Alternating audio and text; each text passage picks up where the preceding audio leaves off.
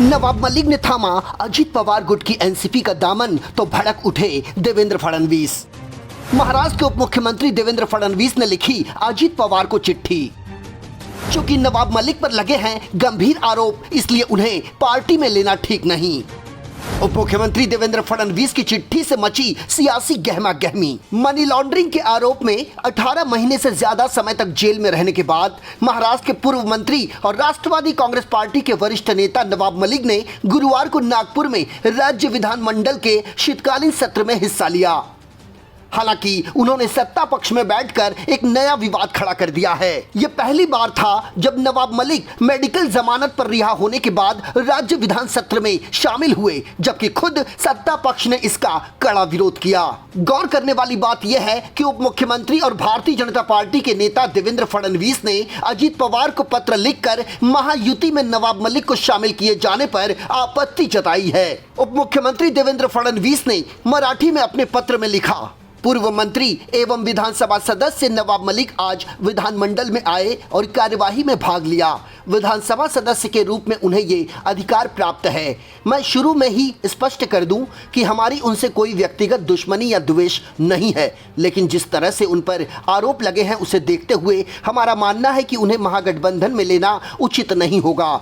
सत्ता आती है और चली जाती है, लेकिन सत्ता से ज़्यादा महत्वपूर्ण देश है। फिलहाल ये सिर्फ मेडिकल आधार पर जमानत पर बाहर हैं। अगर उन पर लगे आरोप साबित नहीं हुए तो हमें उनका स्वागत करना चाहिए, लेकिन हमारी स्पष्ट राय है कि ऐसे आरोप लगने पर उन्हें महागठबंधन का हिस्सा बनाना ठीक नहीं होगा। बेशक ये चुनना पूरी तरह से हमारा अधिकार है कि किसे पार्टी में शामिल करना है।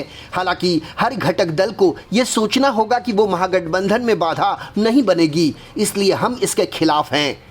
हम तत्कालीन मुख्यमंत्री और महाविकास आघाड़ी सरकार के विचारों से सहमत नहीं हो सकते, जिसने उन्हें देशद्रोहियों के साथ संबंध रखने के आरोप में गिरफ्तार किए जाने के बाद भी मंत्री बनाए रखा। मुझे आशा है कि आप हमारी भावनाओं पर ध्यान देंगे। आपको बता दें कि अपने चाचा और एनसीपी प्रमुख शरद पवार के साथ बगावत करते हुए जुलाई महीने में अजित पवार और राष्ट्रवादी कांग्रेस पार्टी के 8 अन्य विधायक एकनाथ शिंदे नीत भाजपा शिवसेना सरकार में शामिल हो गए थे, जिसके बाद राष्ट्रवादी कांग्रेस पार्टी में विभाजन हो गया था।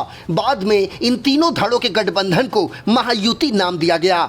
इस सरकार में भारतीय जनता पार्टी के देवेंद्र फडणवीस भी बतौर उप मुख्यमंत्री की भूमिका निभा रहे हैं। अब खबर यह है कि कथित मनी लॉन्ड्रिंग मामले में जमानत पर बाहर आए नवाब मलिक भी अजित पवार गुट से इसी महायुति में शामिल हो गए हैं। दरअसल 64 वर्षीय राष्ट्रवादी कांग्रेस पार्टी के नेता नवाब मलिक मार्च 2022 से अगस्त 2023 के बीच जेल की सलाखों के पीछे कैद थे। उनका अजित पवार के नेतृत्व वाली राष्ट्रवादी कांग्रेस पार्टी के मुख्य व्हीप अनिल पाटिल ने गर्मजोशी से स्वागत किया।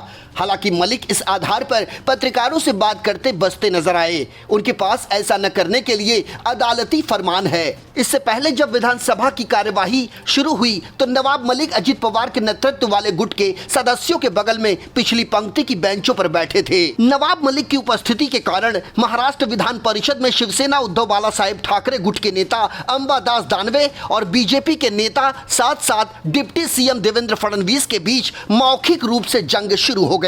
माझा मुद्दा आहे की एक सभासद विधानसभेचे सभागृहात सत्ताधारी पक्षाच्या बाकावर बसले, यांच्याविषयी माननीय मुख्यमंत्री उपमुख्यमंत्र्यांनी वारंवार जाहीर वक्तव्य केलेलं आहे की एका देशद्रोहाच्या मांडी लावून आम्ही बसू शकत नाही। उघड दाऊद इब्राहिमची वेगळ्या पद्धतीने आर्थिक व्यवहार झाले, याच्याविषयी सुद्धा सरकारची भूमिका काय आहे हे आम्हाला माहिती पाहिजे, एवढंच माझं म्हणणं आहे। की ज्यांच्या नेत्यांनी ही भूमिका घेतली की प्रत्यक्ष व्यक्ती जेलमध्ये असताना देखील आम्ही मंत्रिपदावरून काढणार नाही, आम्ही मंत्रिपदावरून काढणार नाही, ते आता इथे भूमिका मांडताय, ते भूमिका मांडतात। आम्ही कोणाच्याही मांडीला मांडी लावून बसलो नाही। मी आणि मुख्यमंत्री एकमेकाच्या मांडीला मांडी लावून बसलो आहोत आणि आमच्या बाजूला अजितदादा मांडीला मांडी लावून बसले आहेत, त्यांच्या बाजूला भुजबळ साहेब बसले आहेत। त्यामुळे आमची काळजी करू नका। पहिल्यांदा तुम्हाला हे उत्तर द्यावं लागेल की देशद्रोहाचा आरोप झाल्यानंतर ते जेलमध्ये असताना तुम्ही त्यांना मंत्रिपदावरून का काढलं नाही, याचं उत्तर आधी द्या, मग आम्हाला सवाल विचारा। सत्तारूढ़ एकनाथ शिंदे के नेतृत्व वाली महायुति सरकार पर दोहरे मानकों का आरोप लगाते हुए दानवे ने कहा कि आज एक विधानसभा सदस्य जाकर आपकी पंक्ति में बैठ गए, लेकिन अतीत में मुख्यमंत्री शिंदे और उप मुख्यमंत्री फडणवीस ने हमारी महाविकास आघाड़ी सरकार पर एक गद्दार के साथ सहयोग करने का आरोप लगाया था। उन्होंने कहा कि आपने उन पर गैंगस्टर दाऊद इब्राहिम कासकर के साथ वित्तीय लेन देन का गंभीर आरोप लगाया था।